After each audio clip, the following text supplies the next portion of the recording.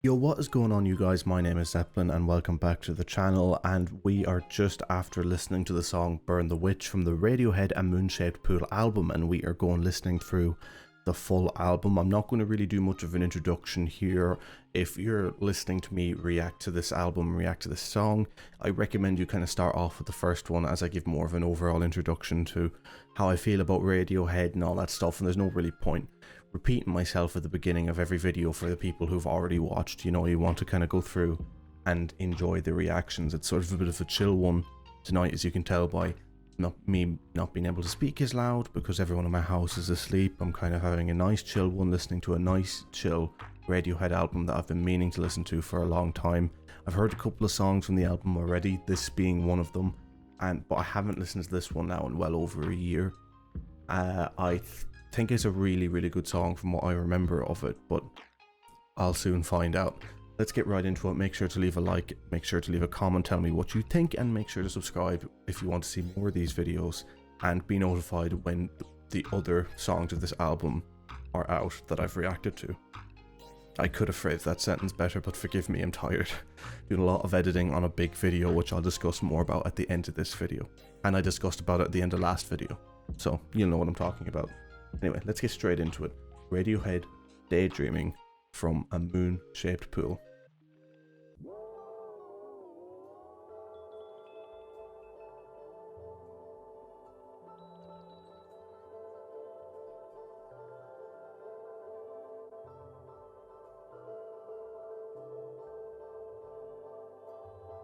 Such excellent sound work. It's like a lullaby in a weird way. Piano fading in now.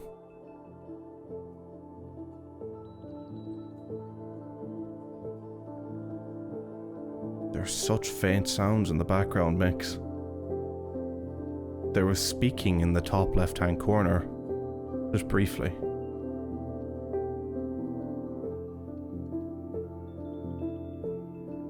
There's a clock ticking as well, very faintly. Oh man, these headphones are bringing a whole nother level to this song. They're studio headphones, like, so you can pick out all the elements.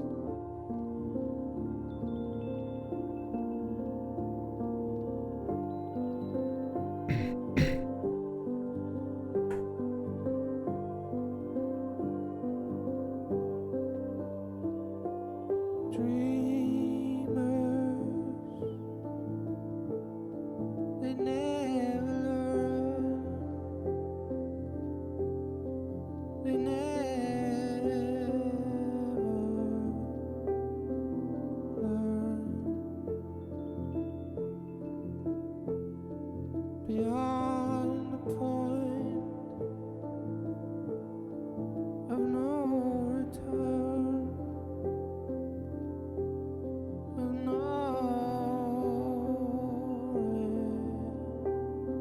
return. Okay, I'm going to have to throw a pause there. 6 minutes, you know, so try and avoid copyright as best I can. Probably have to do at least one more pause in here.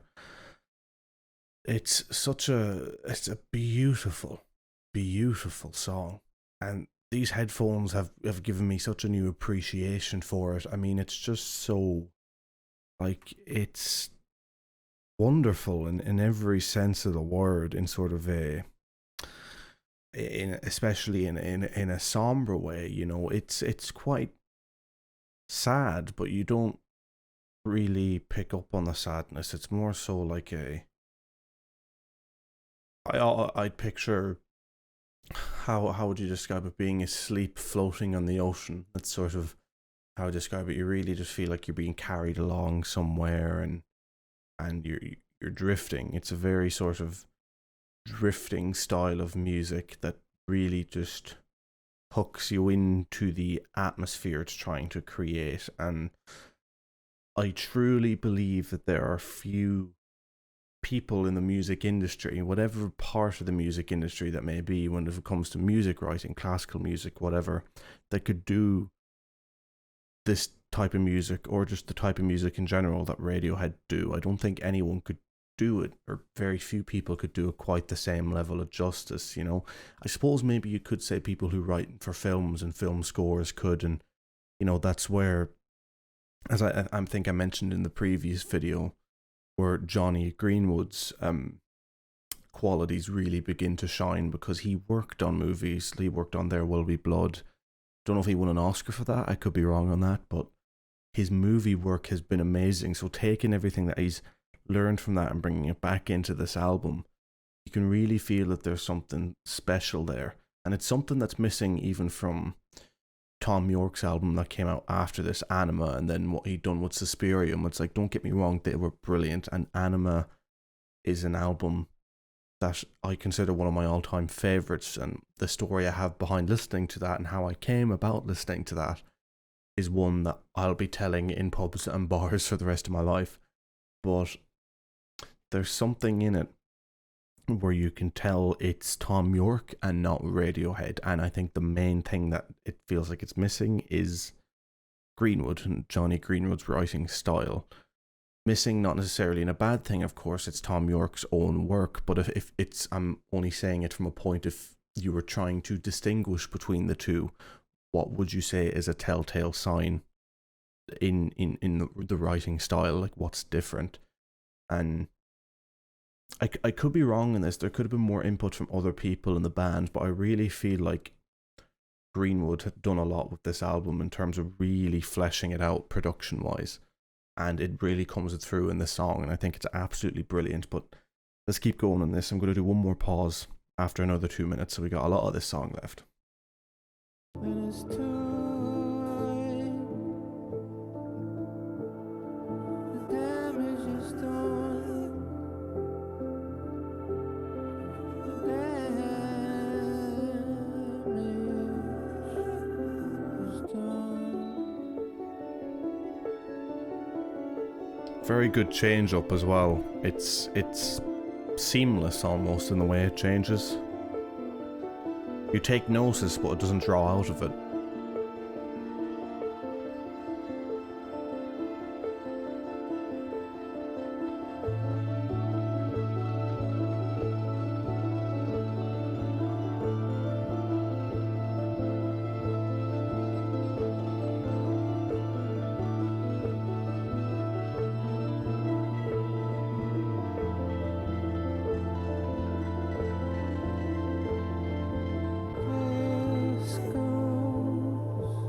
Very weird work with the vocals in the background too.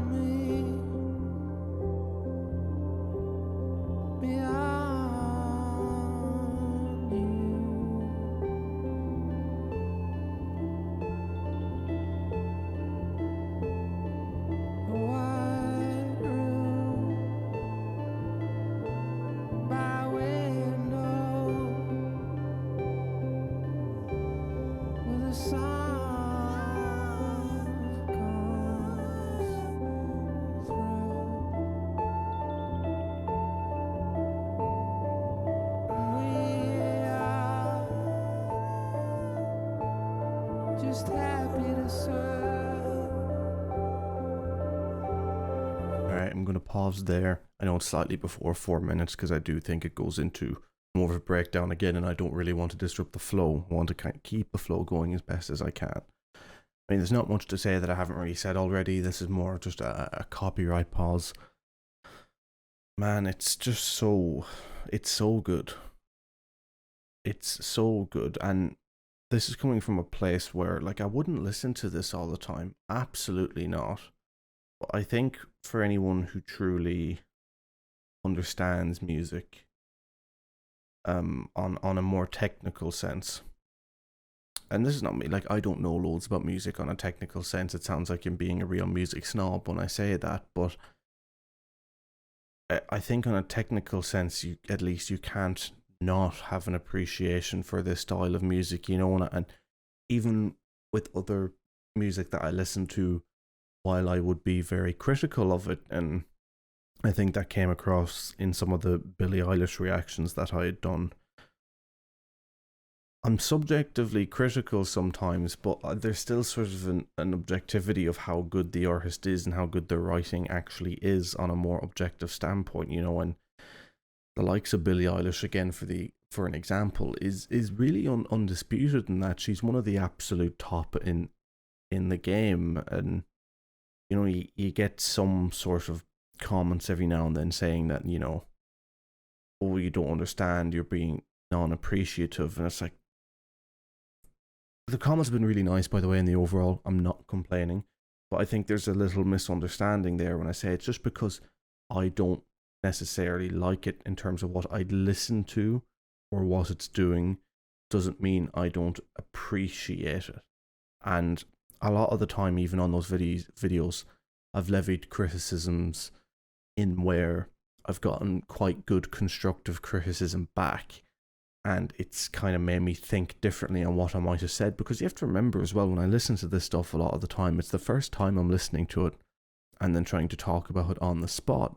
You know, there's a lot of room for mistakes, and thoughts can change as the music sits and dwells with you long after you listen to it. And especially really good music, it doesn't necessarily catch you on first listen. And that's why I will definitely be revisiting the live stuff from Greta Van Fleet. I know I've been asked to do it, and I will most likely do it soon.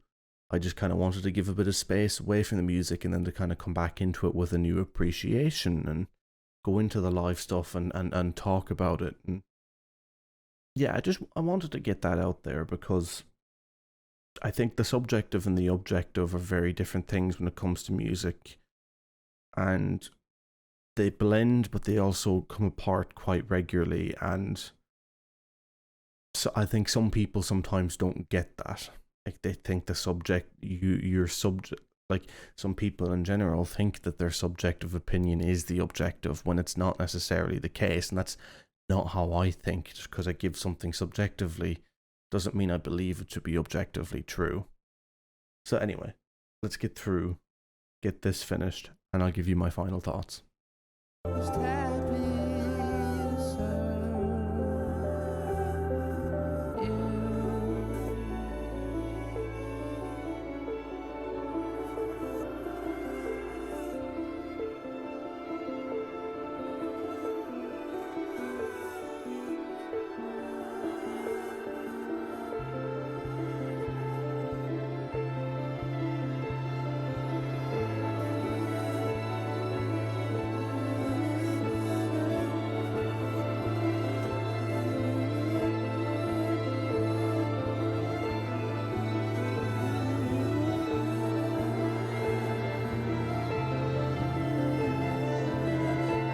Do great builds as well, Radiohead. You have the darker elements coming in now in the background.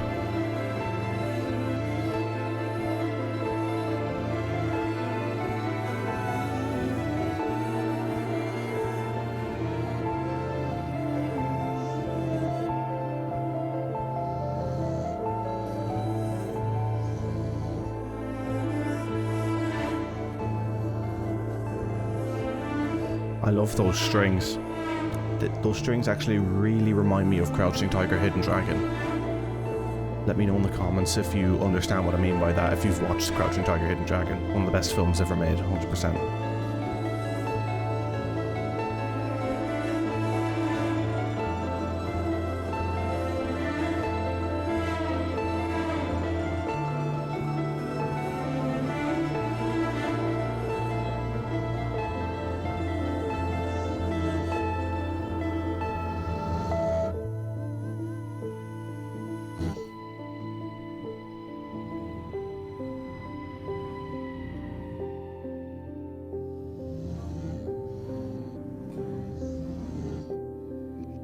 The distorted vocals are very creepy as well. That's very cool.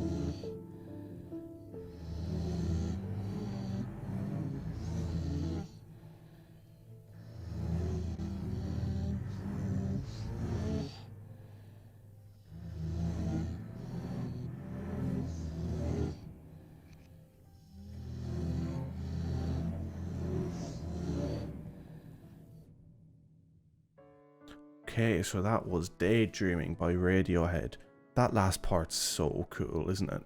Like, it sounds, maybe it might not necessarily come through when you're listening to it here, if you're listening to my reaction on a phone, or whatever, like go in with good headphones and listen to that song and listen to the end, and oh, it's really cool.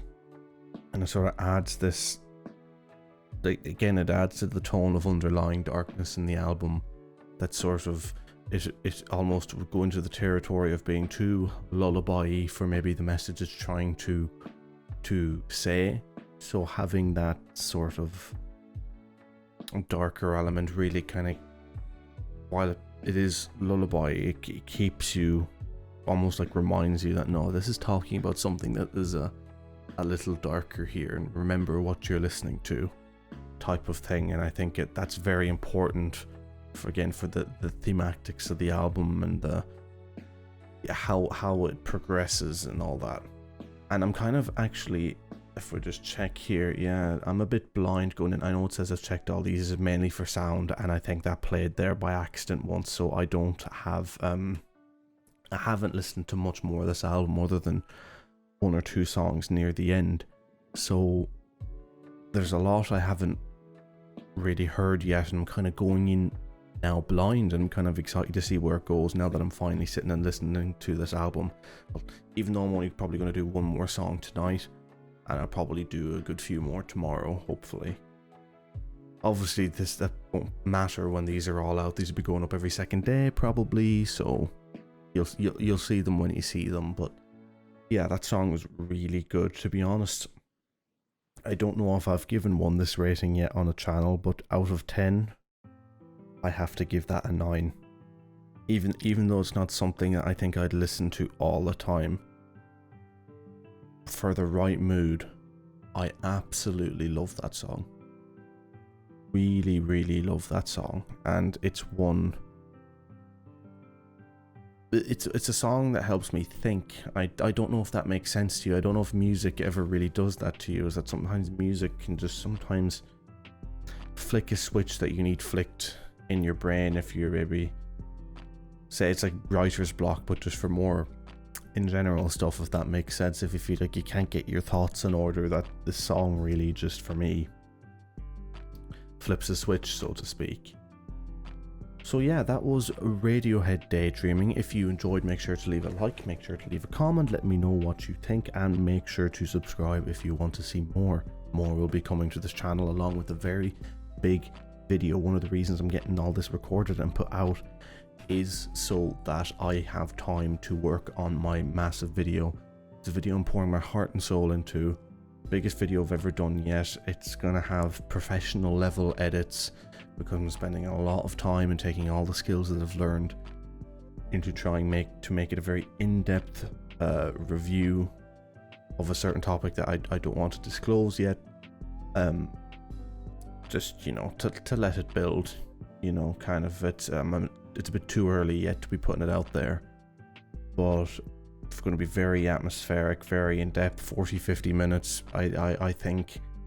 So yeah, I'd really appreciate the support on that when it comes out, and it's going to be in a culmination of everything that I've worked towards on this channel over the last year, and it's sort of something I never thought I'd be in a position where I'd be able to do. Not necessarily from, oh, I'd be too busy with working or whatever, but from a mental standpoint, you know, making the video is definitely proving to be a mental challenge and a mental barrier that I'm ready to overcome. It's not something overly personal, but you'll sort of understand once it comes out. And yeah, it's something that I'm already proud of. And I'm only kind of really in the first quarter of it being made. Even though I kind of have had the basis of it since last March, it's just taken so long, especially having to get college finished. But now I'm really pushing forward and trying to get it done. But anyway, the next video will be out not tomorrow, but the day after tomorrow. I think I'm releasing these every second day, so I do hope to see you then. And until then, stay safe and keep well. Peace.